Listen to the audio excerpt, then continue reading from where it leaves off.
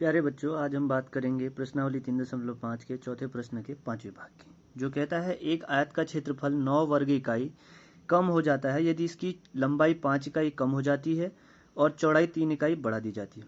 यदि हम लंबाई को 3 इकाई और चौड़ाई को 2 इकाई बढ़ा दें तो क्षेत्रफल 67 इकाई बढ़ जाता है। आयत की विमाई ज्ञात कीजिए। देखिए, विमाई मतलब उसकी लंबाई और चौड़ाई हमने ज्ञात करनी है आयत की।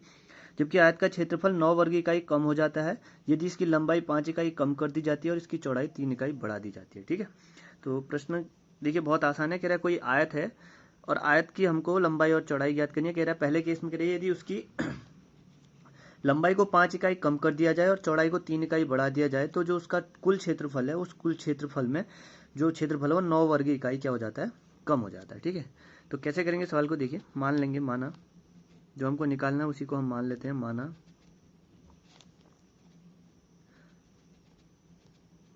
आयत की लंबाई बराबर, हमने इसको मान लिया x इकाई। ठीक है, और आयत की चौड़ाई बराबर हो गया y इकाई। अच्छा, लंबाई x है, चौड़ाई y है, तो आयत का क्षेत्रफल कितना हो जाएगा?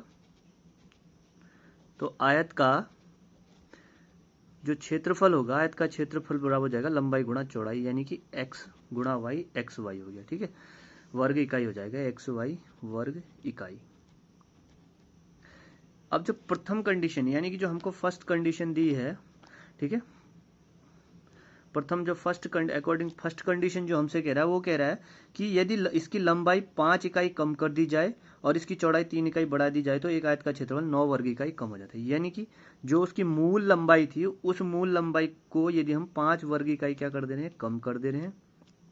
ठीक है, और जो उसकी चौड़ाई है, यानी कि जो उसकी चौड़ाई है, चौड़ाई कितनी थी, y थी ना, जो उसकी चौड़ाई है मूल चौड़ाई, उसको हम क्या कर दे रहे हैं, 3 इकाई बढ़ा दे रहे हैं। इसको हम 3 इकाई बढ़ा दे रहे हैं, तो जो मूल क्षेत्रफल था इसका उसमें कितने की कमी आ रही है, 9 वर्ग इकाई की क्या कह रहा है, कमी आ जाती है। तो एक्स वाई माइनस कितना हो जाएगा, 9 हो जाएगा। ठीक है, तो अब क्या करेंगे, देखिए गुणा कर लेंगे। ठीक है, अब गुणा कैसे होगा, देखिए एक्स का वाई में होगा तो सबसे पहले कितना हो जाएगा, ये आ गया एक्स वाई।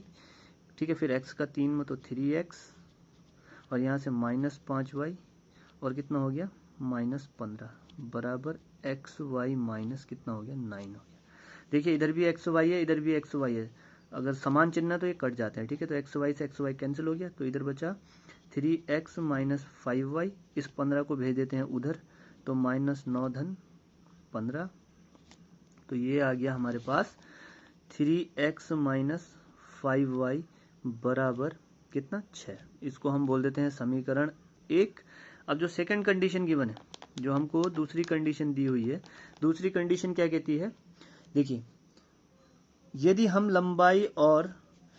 लंबाई को 3 इकाई और चौड़ाई को 2 इकाई बढ़ा दें तो क्षेत्रफल 67 इकाई बढ़ जाता है। ठीक है, यानी कि अब जो लंबाई थी, ठीक है, सवाल को फिर से देखिए, लंबाई को 3 इकाई बढ़ाना, यानी कि जो मूल लंबाई थी उसको 3 इकाई बढ़ा दिया और जो चौड़ाई थी उस चौड़ाई को 2 इकाई बढ़ा देना है। ठीक है, चौड़ाई को 2 इकाई बढ़ा दिया तो क्षेत्रफल जो है, मूल क्षेत्रफल वो कितना बढ़ जाता है कह रहा है, तो क्षेत्रफल 67 इकाई बढ़ जाते हैं। यानी कि जो मूल क्षेत्रफल था उसमें 67 वर्ग इकाई का क्या होती है, बढ़ोतरी हो जाती है। ठीक है, तो अब फिर क्या कर लेंगे, फिर से गुणा, तो ये देखिए इधर क्या हो जाएगा, सॉरी ये x नहीं होगा, ये y होगा। ठीक है, तो अब x का गुणा y में किया तो कितना हो गया, एक्स वाई, फिर 2x प्लस 3y प्लस कितना हो गया 6 equal to X Y plus 67।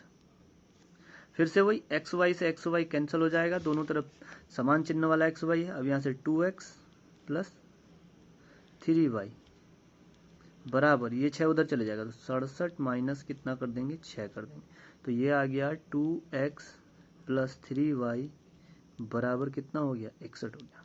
इसको हमने बोल दिया समीकरण 2। ठीक है, अब क्या करेंगे, देखिए अब हमारा काम है वही जो हम करते हुए आए थे, किस में, विलोपन विधि में या प्रतिस्थापन विधि, हम विलोपन से करते। देखिए पहली क्वेश्चन समीकरण क्या है, 3x माइनस 5y बराबर 6 और ये हमारा 2x प्लस 3y बराबर 61। एक काम कर लेते हैं, x के गुणांकों को बराबर कर लेते हैं। अब x के गुणांकों को बराबर करने के लिए क्या किया, ऊपर 2 से गुणा कर दिया, नीचे हमने 3 से गुणा कर दिया। ठीक है, तो ये कितना हो जाएगा, ये हो जाएगा 6x माइनस कितना हो जाएगा 10y इक्वल टू 12। ये हो जाएगा 6x plus 9y equal to 3 1 जा 3 और 6 8 183। ठीक है, अब क्या करेंगे, देखिए समान चिन्ह तो माइनस कर देंगे, माइनस, ये भी चिन्ह बदल जाएगा, यहाँ भी चिन्ह बदल जाएगा, ये कट गया, ये कितना हो गया, ये तो कट गया, ये आ जाएगा हमारा 19 माइनस 19y और इसमें से ये घटाएंगे तो ये आ जाएगा कितना 171। ठीक है, तो ये y यहाँ से माइनस में आएगा, माइनस से माइनस कट गया तो y बराबर 171/19 जो होता है कितना 9। ठीक है, तो ये आ गया y बराबर 9 आ गया, हमारा y बराबर कितना आ गया 9 आ गया। देखिए y बराबर कितना आया, हमारा y बराबर आया 9। ठीक है, और जो अब इस 9 y का मान हम किसी भी समीकरण में रख देते, जो हमने पहली समीकरण बनाई थी, पहली समीकरण थी 3x माइनस 5y बराबर 6 थी ना। अब क्या करेंगे, इस y का मान इसमें रख देंगे। ठीक है, ये हमारी समीकरण 1 थी, तो लिख देंगे y का मान समीकरण 1 में रखने पर। ठीक है, समीकरण 1 में रख देते, ये हो गया 3x माइनस 5 गुणा y का मान आया 9 बराबर कितना हो गया 6। ठीक है, तो 3x माइनस 45 बराबर हो गया 6। 3x बराबर, ये 45 उधर चले जाएगा तो धन 45 और ये 3x बराबर कितना हो गया 51। ठीक है, तो x बराबर आ गया कितना 51/3, तो x बराबर हो गया 17। ठीक है, y आया था हमारा कितना, y हमारा आया था 9 और x आया था 17। तो ये 9 और 17 क्या आए हैं, आयत की जो लंबाई है वो आ गई कितना 17 मीटर। ठीक है, और जो चौड़ाई आ गई, देखिए हमको ना वीमाई दी नहीं है, मतलब जो डायमेंशन है वो दी नहीं है, तो हम ये 17 और 9 हमारी आ गई, तो मीटर या इसको क्या कहते हैं इकाई बोल देते हैं। ठीक है, क्योंकि प्रश्न में जो चल रहा है इकाई चल रहा है, तो हम भी बोल देते हैं कि 17 इकाई इस लंबाई आ गई और चौड़ाई कितनी आ गई 9 इकाई आ गई। यही हमारा उत्तर हो गया। तो इस प्रकार से इस प्रश्न को हल करना था।